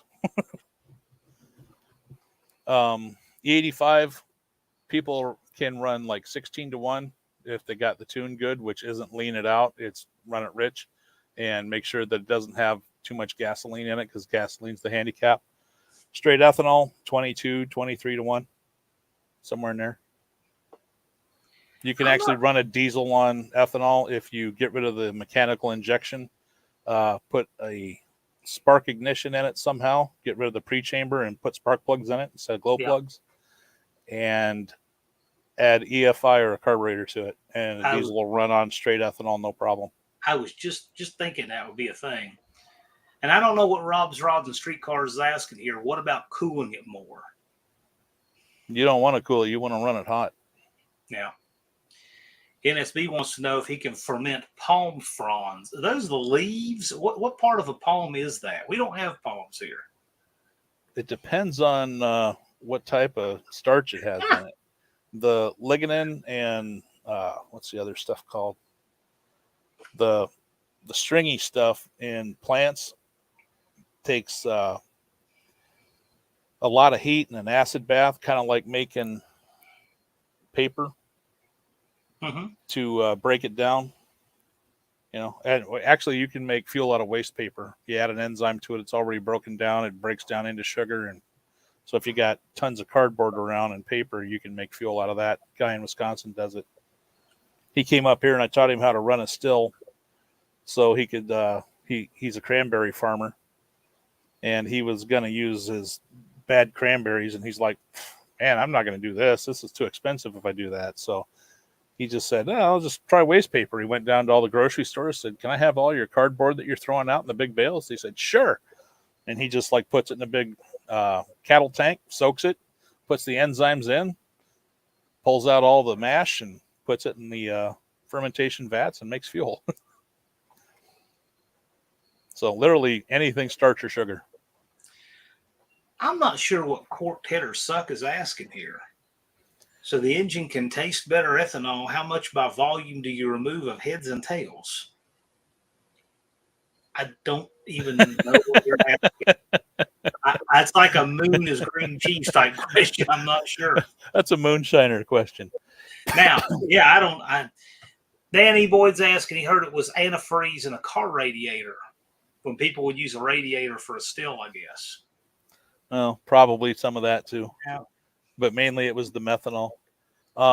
Heads and tails don't matter if you're making it for fuel because you pull the heads and the tails off the run to improve taste. And the heads and tails is when the still first starts warming up, you'll get a bunch of the stuff that's light, and it's what gives you the hangover. It's got the aldehydes and stuff. And then through the middle of the run, it's pure ethanol. And then at the end of the run, it starts doing more tails. Mm-hmm. So you cut those out if you're making a beverage, but if you're making fuel, it doesn't matter. Depends on what you're making it out of unfinished. I'm gonna assign a value of like $15 an hour, since that's the hot new wage that everybody should have. Okay. We figured on that. Just doing it the way that I do it. If I use cattails or tree sap, and I got the methane process up and running, it costs me about 40 to 80 cents a gallon. And that's for the yeast and the enzymes and the electricity and, all the other stuff. And I figure in some of my time, because you set up the barrels, you do all the work, harvesting the cattails, prep it, put it in, hit it with the enzyme. You wait like 3-4 days, you come back, you heat it up to 170 to shut off the enzymes and kill any microbes that are in there. And then, because yeast don't like to compete, they like to have it all to themselves. You dump the yeast in, you shut off the air to it, put a fermentation lock on, you walk away and forget it. You come back a week or two later after it stops bubbling, and then you run it through the still, and the still, depending on how big it is and how much automation you have, it's sometimes just a push the button and it goes, or you can sit there and you have to feed it firewood. It just depends on, how much you put into it. Bad Trees asking if you run ethanol higher temperature thermostat. Rob's all over that. I like to run 195 to 210s because you have to get the engine hot enough to boil the water that condenses inside the crankcase out. Otherwise, you milk the oil. A lot of guys like Richard Holdner, and the Engine Masters guys, they aren't getting as much out of E85 as they possibly could. And I've sent them people that are very, very knowledgeable about this. They are like the carburetor experts, the best carburetors you can get. I put Holdner in touch with one of them, and he was just kind of like, yeah, what we're doing just works fine, and we're just not going to take your advice. They were like that with offset pistons too. I mean, David Vizard's in the chat, and they're just like, really? But they're leaving lots of power on the table with all their stuff, and because you listen to them and they say, yeah, we richened it up and then we backed it down. It's like, no, you don't do that. You get the O2 sensor that's set up for the ethanol scale, which is like 10 or 9-to-1 to 7-to-1, right? The wide band. And you put that in and you run it off of that. If you're trying to run it off of a gas scale one, you don't know where the hell it's at. It might be 12-to-1 or 13-to-1, but it's like, where does it come out? Where is it actually running? Because the scale is skewed a little bit. Now, Blake is asking, run a thicker viscosity oil with higher temperatures? Question. So if it's running hotter, do you want to run a thicker oil so that it... Well, it depends on your engine. If you're running like hydraulic lifters, how much clearances you have, It's true. I don't do anything special. You can run a little bit hotter plugs. It's either hotter or colder. I just put whatever plugs in. I don't care. If you want to, let's see, what was that Facebook page? I'll just give old Mark a shout out real quick. Give it a second to boot up here. Where's the damn search function? I'm hardly ever on Facebook anymore. It's like 3 years I haven't been on there. I don't have a Facebook account. The closest thing I have to social media is YouTube. Okay. This is it. Yeah, best E85 page. Mark Sullins. He's one of the premier E85 carb experts. The man knows what he's doing. And his carburetors run better and faster and use less fuel than other people. What's his site? So, best E85 page on, and it's one of the Facebook pages. It's a private group, so you're going to have to get a hold of him and tell him that Thumper sent you. He'll know who you're talking about. Right. What's his name again? We'll spell it out in the chat. I'll just type her in here. Sure, that'll work. He also has a E85 forum, but it's not real active. It might be picking up now. Now, do you? There you go, Mark Sullins. That way we get the spelling right and search. Yeah, Mark Sullins E85 message board. You want to show these guys? Do you have a picture of a still that you have there? I don't have the pictures of mine on this computer, but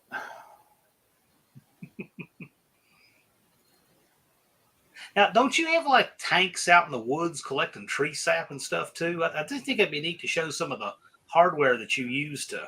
Yeah, I'm actually working on a video for that. Neat. But since I'm like thrashing to get my car done for No Name. Understood. You're in good company.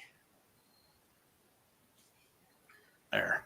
And Blake pops up the link, best E85 page, Facebook. Okay, this is a pot still with thumper kegs. It's just got like a big open area where it evaporates here, condenses here, goes through the pipe, ends up going through the into the thumper keg. The thumper keg gets heated up, and then it distills it again.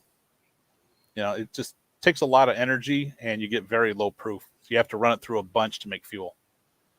So it's not the greatest for making fuel. If you want to make moonshine or brandy or something, pot still is pretty awesome. If you just want to distill water, pot stills are all you need. You don't need to go crazy with it. It looks nice. And then here is a plate still.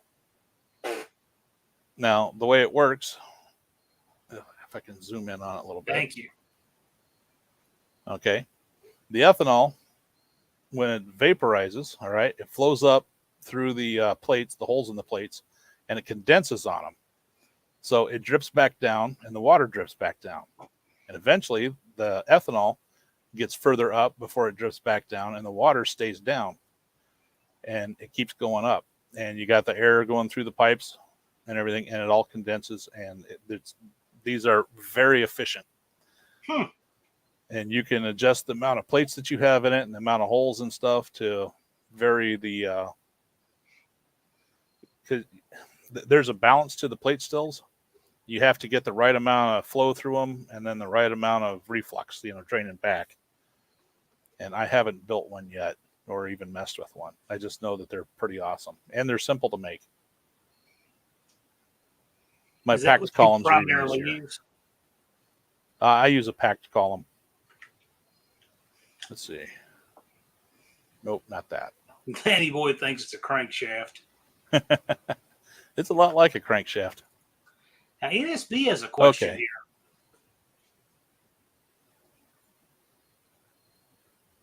Do you use a meter to do, I guess it's alcohol by volume?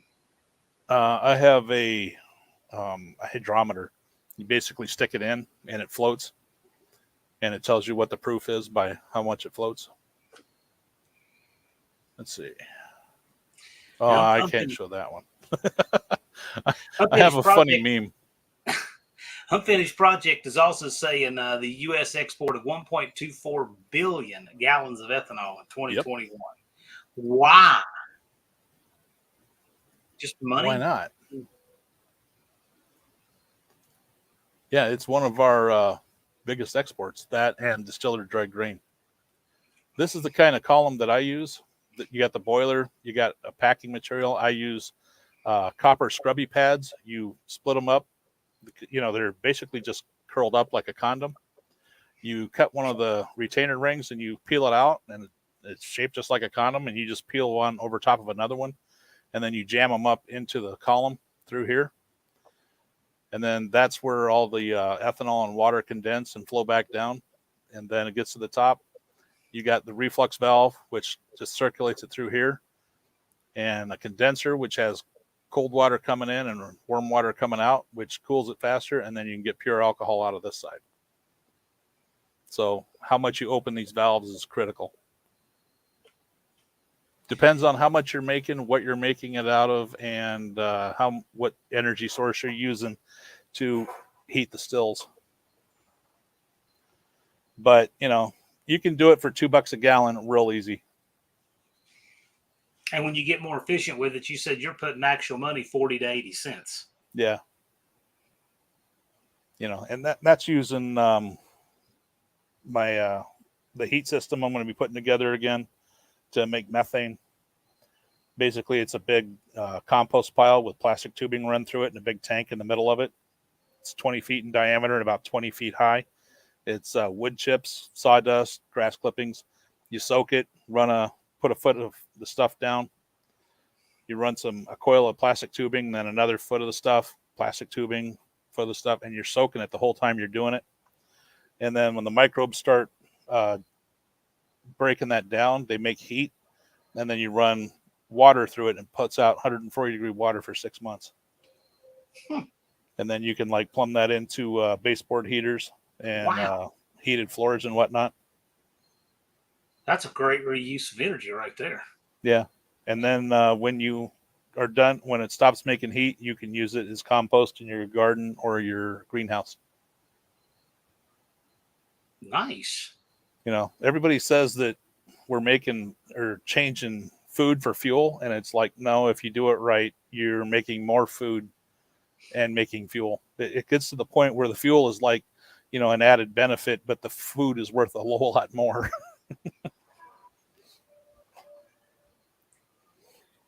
So I'm assuming he's Jason's garage. Jason's garage 7.5 air fuel ratio for best power, and best mileage is between 8 and 9.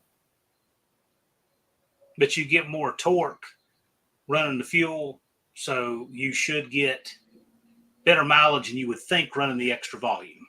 Yeah. At least that's the way I understood what you said earlier. Yeah. And, everybody talks about BTUs, energy content and all that. That's not the reason you use more fuel. Because, the difference in gasoline and ethanol makes up for it, because 80% of gasoline's energy goes to heat, waste heat that you have to get rid of, radiators and exhaust and all the parts, or it melts.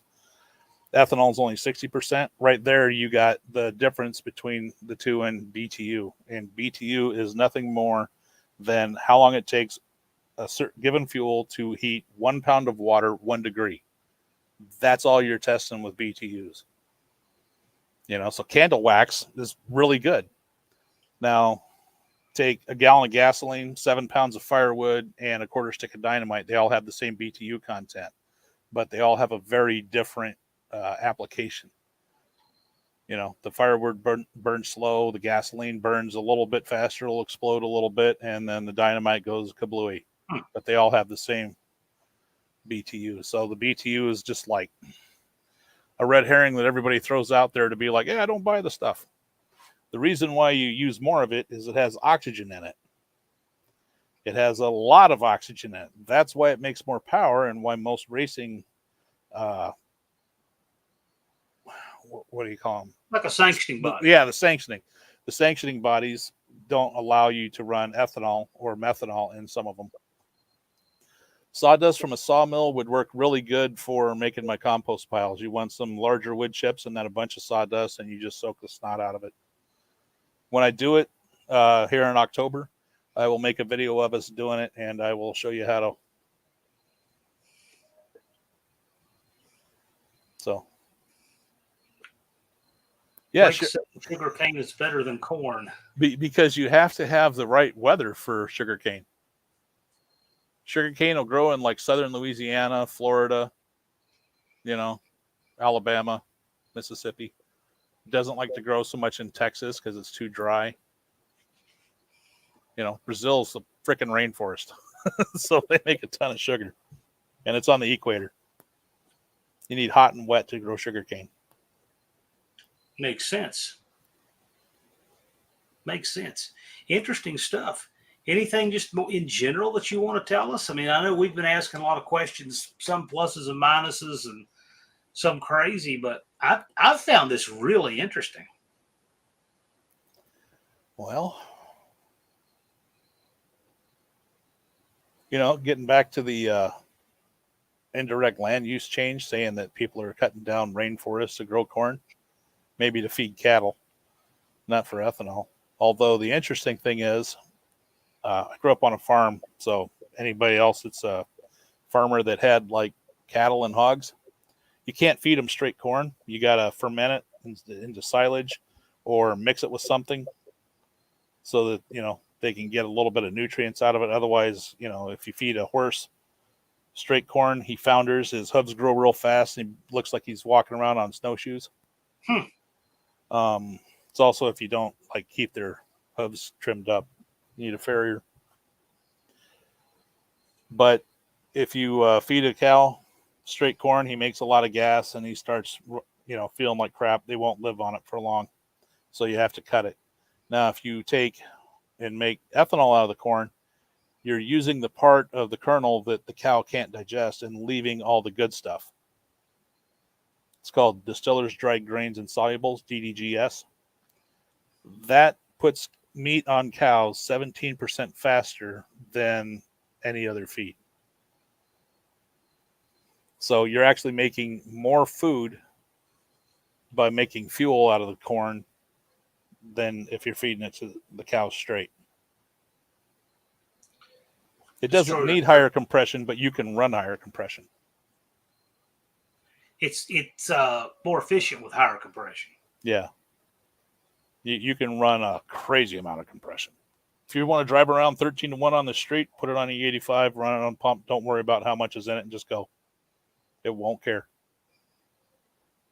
I use electric pumps just because I don't want to deal with all the crap with the mechanical pumps not pulling enough for my engines, because everything I haven't been able to, even the CUDA won't keep up with the mechanical pump. And it's like mid 13-second car. So the mechanical pump has to pull it all the way from the tank. So it's trying to suck all of that column of fuel up, and the car's accelerating forward. So it's trying to work against inertia. I just put electric on it, back by the tank, forget about it. Later, Andy. Thanks for joining us. Later, Andy. What about ethanol in commercial applications? I mean, I know you said the example with the taxi cabs, but like what in big trucks and such? I mean, who's doing that? Where is that practical? Brazil. Yes, they do it in the commercial applications too. Yeah, they have all kinds of stuff that runs on it. Their airplanes, their domestic airplanes run on ethanol. I could see a generator. It's incredibly cheap. Yeah. Generators are cool because you can run them on ethanol or methane, and you can make both of them really friggin' easy. And if it's a stationary thing, you don't have to take it with you. So you have a big supply, a big tank sitting there, and you just cycle it through, and you can run a generator forever.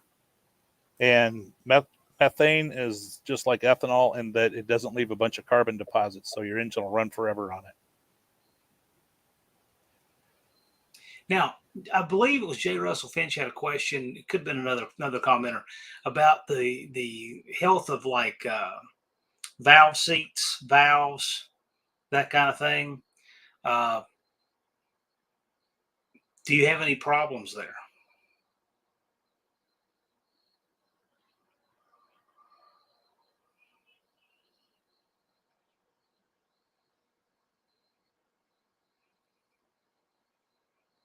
Or is it more like, hey, your mic is muted there? Oh, there we go. Sorry, Yeah, I there you go. coughed earlier. Do you have I don't have any problem at all with like valve recession or anything like that. I'm running a set of 67 400 heads on my 455 in the goat. That's what I was going to ask. On cars that needed leaded gasoline, how is it doing? Doesn't So care. you don't have any problems with deposits or Nope. anything like that? Nope, doesn't care. Excellent. Very cool. The last time I took one, I'm running all 60s heads. So it's none of the 73 and 74 and up. 73 or 74, they went to the hardened seats, and like 6Xs, 4Xs, stuff like that.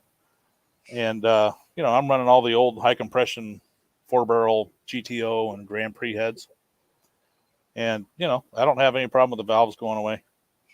I mean, there's almost no wear in my engines at all if I take them apart. And very minimal black stuff for the little bit of gasoline that's in the E85. By the way, that is very often the right answer, dart sport, regardless of question. Truer than you know. I think Le Mans Sport.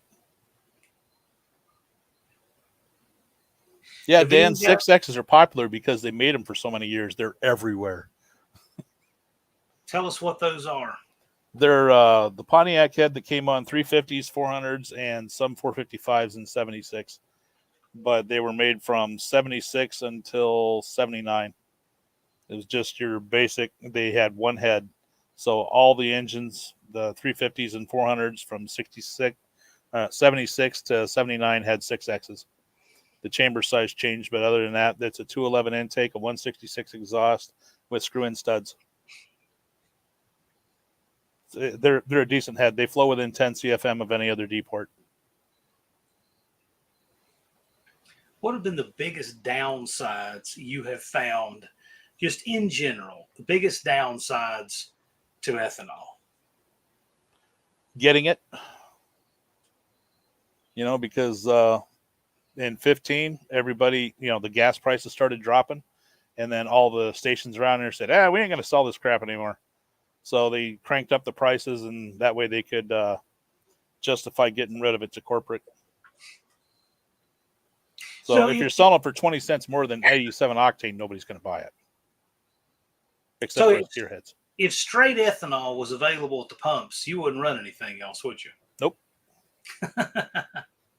I would not run anything else. There is an issue with cold start. My cars don't like to start when it's 20 degrees or colder, but I'm working on a system it's basically a nitrous plate or a nitrous injector that you put in the plenum of an EFI engine. Yeah. And you, since I'm making methane, you put a bunch of methane into a nitrous bottle. You open the valve, you hit the button. As soon as it starts, it's running on the methane, and then the ethanol kicks in, and now it's running on ethanol when it's cold. Well, that's wild. Yeah. So how does that work? So you're running off both the ethanol that it's pulling. As soon as it starts, you let off the methane. Methanol is not going to start if it's below 40 degrees. Yeah, it's just not going to. But you're saying methane. Yeah, methane. You can make methane out of biomass like wood chips, sawdust, grass clippings, all that stuff, your garbage disposal. And that's a different microbe than the ones that make it out of poo. So you don't want to mix the two because then they'll compete. So you either do, sewage for methane or you do biomass for methane. Well, that's interesting. Different sources of methane. Okay. Yep. And getting people to understand that. So now you gotta find a way to harvest that and then pressurize it into a bottle. And you just pressurize it with an air compressor. Now you just run one solenoid, I'm assuming. Yep. Spray it. Yeah, you spray it until it starts. When it starts, then you let off the button. Close the bottle. It's just, nitrous system's like the simplest way to do it. But it doesn't want to start on the ethanol. Right. When it's like 20 degrees or colder. Mine, I can sometimes get them to start when it's 20 out, depending on which carburetor and ignition system and how much compression they got. The aluminum headed 461 in my Le Mans, it does not like to start if it's cold. If it's like 30 degrees out, 20 degrees, it doesn't want to start. And a choke isn't going to help you. Nope, because you need the fuel to vaporize. Yeah.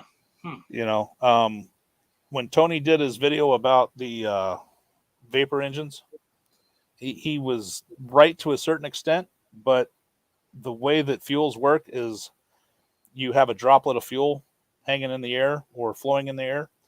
When it catches fire, it burns around the outside perimeter of it. So as it vaporizes off, that's what burns. And it burns until it gets, burns all the way through it. It all has to vaporize before it can burn. Straight liquid will not burn, not gasoline, ethanol, diesel. So you have to get it to, diesel's kind of different because it's compression and heat. It just explodes on its own whenever it feels like it's like, oh, hey, we'll go off now. That's why diesels have to be built so heavy, because you never know, how many degrees of rotation before it's going to light. Yeah, that's a good point. Really, the reason why I want to vaporize the fuel as it comes out of the fuel rails is because there's vastly more surface area. It's not a bunch of droplets like gasoline or a garden sprayer. It's a fog. Like if you've ever been out on a really humid, foggy day, you just get soaked far worse than if it's raining. Mm-hmm.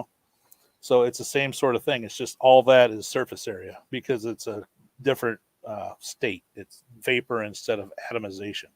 Atomization is droplets, vapor is a fog. So if you can get it to vaporize entirely, you're going to use less fuel and make just as much power or more power. I'm not sure what Blake is asking here. Cetane added. Oh, that's diesel. Right. Yeah. I'm just okay. Yeah, you can run as long as you don't put so much in that you start messing up the injector on the old diesels. They'll run on ethanol. You can mix it in with your diesel. So if you're making a whole mess of ethanol and you got a diesel and you want to do, cooking oil, or even more intriguing is hemp. Because hemp is now legal again. So you can grow a metric crap ton of hemp, and the seeds, you press the oil out of them, and there you have basically biodiesel. And then the seeds are left over and you have all that starch there. You mix that with the enzyme and turn it to sugar, and you can make ethanol out of the seeds. And then you still get all the fibers and everything else from the hemp, which is like amazing for clothing and textiles and whatnot. Yeah, that's right. And that, good old Randolph Hearst. Yeah, long before hemp was even remotely associated with the guy in the mall with the gold 420 neck chain and pants dragging the ground, George Washington grew hemp and no one cared. Yep. Hemp used to be, or hemp is what the Navy uses for all their ropes. So they all had to be imported. Now, Sam is saying we cut our E85 with a little more gas if expecting single-digit temperatures. Yeah, you can also, like, if you got a carburetor and you're running E85, you just dump some gas down the carburetor and it'll fire. Up here, when it's below zero, even the gas engines don't like to start. It just doesn't want to vaporize. It has to vaporize for you to get an engine running. So, J. Russell Finch asks, would running a water vaporizer, snow water injection, add anything power-wise? It will actually hurt power. Because you're taking up space that fuel could be taking up, fuel and air. You're just putting water in. It's just like running too low of a proof like Richard Holdner did when they brought him some moonshine. There was too much water in it to make decent power. So it lost power over gasoline because it was like 140 proof.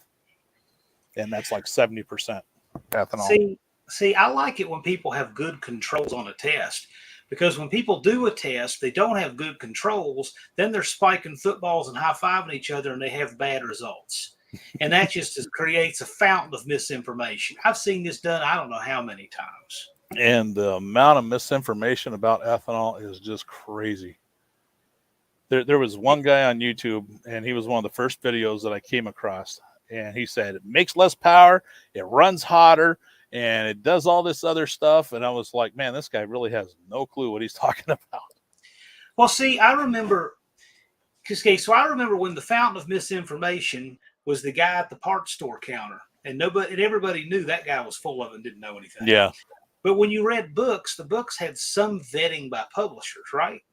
Then the internet comes around, and the guy who actually knows what he's talking about and the idiot, they now have an equal platform on the internet. Yep. And so the internet, yeah, there's all kinds of information. The challenge was no longer getting information. The challenge was figuring out which information is any good. And that's still a problem. Yep. And, you know, when people say that you have to use more energy to get or make ethanol than you get out of it, that comes from one particular guy. His name is Pimentel. He's an entomologist at, I think, Stanford University. You know, he studies bugs. Well, the oil companies came to him and said, we want you to do a study for us. Okay. And his little study showed ethanol to be negative in energy returned on energy invested, EROEI. Or, well, you get the acronym. But the way that he got that is just absolutely ludicrous. All right. You ever seen those great big 4-wheel drive Tiger or tractors? Just massive. You know, they can pull like a 36-row plow through the field and not even grunt. Right. Well, he said that a tractor like that farming, 100 acres would only last 10 years. You know, so he factored a tractor that size and to last only 10 years farming 100 acres. Man, it can do 100 acres in like 10 minutes. So that's part of it too. It's like when people talk about your environmental footprint on cars. Whose environmental footprint is heavier? I'm driving a van that gets 16 miles to the gallon. That van has been around for 37 years and runs great. Yeah. These battery-powered cars, they're not going to be around. There is no battery-powered car on Earth that's still going to be functioning 37 years later. Well, not only that goes in the landfill and you can't reuse the parts. The energy used to make the car is all amortized out now because the thing is 30-some years old. Right. Okay, so the new car, you're using that energy right now. So the new cars are, you know, off the start, less green than an old car, as long as the old car is running good. Now you put the old car on ethanol or methane or hydrogen, whatever works best for your area or what you have available. Because, you know, Iceland, they're awesome with hydrogen because they got all that geothermal power. You basically have all the energy to build the car amortized out, and then you're just emitting CO2 and water that's like just being recycled by the plants because you're using plant material instead of dredging all the carbon up from underneath the ground. Right. But, you know, the wrong people would make money off of it, so we got to go with electric. Yeah. Because, you know, somebody like me telling you how to build a still and then how to make your car run on it and get better mileage and stuff, I could make a pretty good living off of that. Except they don't want me to. They want us to all have electric cars. Well, Danny Boyd, there are enthusiasts for absolutely everything. If you would have told me about 30 years ago that you would have people who purposefully put gigantic holes in their ears the size of a silver dollar, I would have said, no, there's not going to be any kind of fad where people do that on purpose. Well, ding dong, I was wrong. You know what? These things, there's going to be enthusiasts for absolutely everything. Yeah. And there will be people who, the battery in a Tesla, by the way, I think it's something around 11,000 grouped together 18650 batteries, like go in your rechargeable flashlights. That's they're like the size of AA's. Yeah, they're a little bigger than a AA, and there's over 11,000 of them, and they're in like 11 of these cells, and they're all configured to fit around the back seat and stuff. That's what's in one of those. So yeah, there's always going to be the ability to do that if you can get around the computer part of it. But I mean, if that's your thing and that's what you want to do, go for it. But you can't make the argument that that's better for the environment. That's a lot of soldering. Yeah, I hadn't even thought of that. Well, Let's get into that. I'm into radio controlled, right? Now, about 20 years ago, the electrics just like went crazy because we got the brushless motors that don't have a bunch of drag. So the more voltage you feed them, the faster they spin, and they're like almost unlimited for RPM. And they just have a stupid amount of power. You can take an electric RC car and it'll flip over backwards if you just mat the gas. It just, you know, it pulls a wheel and it just flips itself over backwards. You got to ease into them. The old glow engines, man, you know, you got to wind the snot out of them. You know, they didn't have a lot of bottom end. It's methanol and castor oil in the glow engines. So the electrics are like far and away way better than the glow engines. But, you know, some people like the glow engine. They like the sound and everything. They're like, but, you know, if you're just out wanting to fly around and do some bombing around and punch holes in the sky, man, the electrics are just awesome. Well, not to get on electrics, but I'll tell you, I think it's really funny that the same people who were telling you how the electric grid can't handle you running your air conditioner are telling Yeah. you to have cars dependent on that same grid. That's just incredible that people can't see that relationship. Don't use your AC and you can't charge your car, but we don't want you driving a gas car. And we don't want you driving an ethanol car either because we don't make money off of it. Well, I'll tell you what, Thumper, this has been great. We're at the 2-hour mark, and I would love to have you back on sometime. So if you got something cooking, and literally or figuratively, and you want to share with this group again and come back on, we'd love to have you. Yeah, that'd be cool. Yeah, I mean, I've thoroughly enjoyed this, and I really appreciate everybody who's been in the chat. I want to thank you guys, thank the mods, Andy, Joe, Blake, Fubar, Buzz, Ari. I want to thank you guys for keeping the chat running smooth, and all you guys for all your great questions. We've really had an intelligent chat tonight. You can't say that for everywhere on the internet, but we certainly have it here. Truly, we do. So thanks, guys. I'll have Thumper back on sometime in the future. If he'd like to come on, I'd like to have him. Yeah, that'd be fun. So, I need to get my car done for the NNN though. yeah. Maybe the seminar will be in the pits in Sykeston. But anyway, thanks, guys. I appreciate y'all, and we'll see you. We're out.